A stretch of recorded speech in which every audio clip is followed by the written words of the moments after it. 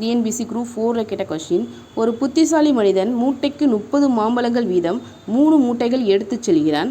ஒவ்வொரு சுங்கச்சாவடியை தாண்டும் போதும் மூட்டைக்கு ஒரு மாம்பழம் தர வேண்டும்.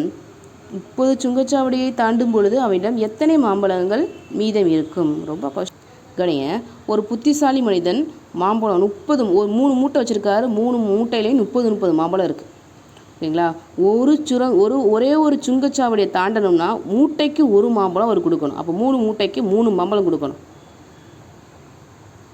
ஓகேங்களா? இப்படி கொடுத்தனா 30 சுங்கச்சாவடியை தாண்டிட்டாருன்னா மீதி எவ்வளோ அவர்கிட்ட மாம்பழம் இருக்குன்னு கேட்டாங்க. இப்போ நான் என்ன மாதிரின்னு எடுத்து வச்சுங்களேன், நான் என்ன பண்ணுவேன், 30 சுங்கச்சாவடிக்கும் 3 மூட்டையிலேருந்து ஒன்றா கொடுத்து எல்லாத்தையும் முடிச்சு விட்டு வீட்டுக்கு போகும்போது சும்மா போயிடுவேன். புத்திசாலி மனிதன் அப்படின்னு சொல்லிட்டாங்க இல்லையா? ஸோ புத்திசாலி மனிதங்கிறப்ப என்ன பண்ணுவார் அப்படின்னா, 3 மூட்டை இருந்தால் தானே 3 கொடுக்கணும், 3 மூட்டை இருந்தால் தானே ஒன்று கொடுக்கணும் எல்லாத்துலேயும். அதை 2 மூட்டையாக மாற்றிடுவோம்னு நினைப்பார்.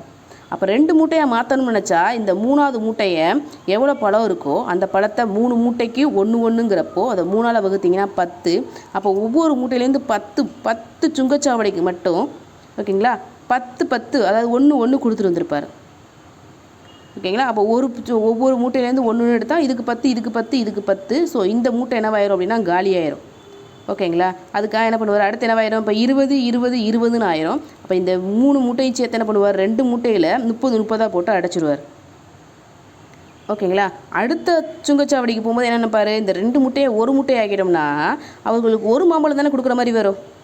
மூட்டைக்கு ஒரு மாம்பழம் தானே கொடுக்கணும். அப்படிங்கிறதுக்காக என்ன பண்ணுவார் அப்படின்னா இந்த இதை என்ன பண்ணுவார் அப்படின்னா கேன்சல், அதாவது 2ஆவது மூட்டையை கேன்சல் பண்ணுறதுக்காக இதில் எத்தனை மாம்பழம் இருக்குது, 30 மாம்பழம் இருக்குது, எத்தனை பை இருக்குது, எத்தனை மூட்டை இருக்குது, 2 மூட்டை.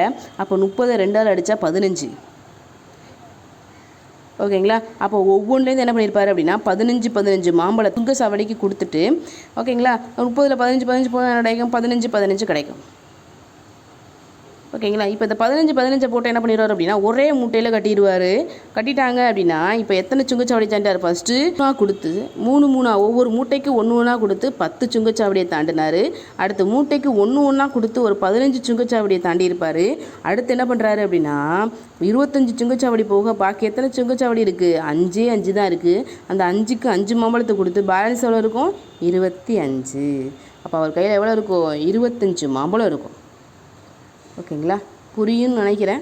ஏதாவது டவுட் இருந்துச்சுன்னா கேளுங்க.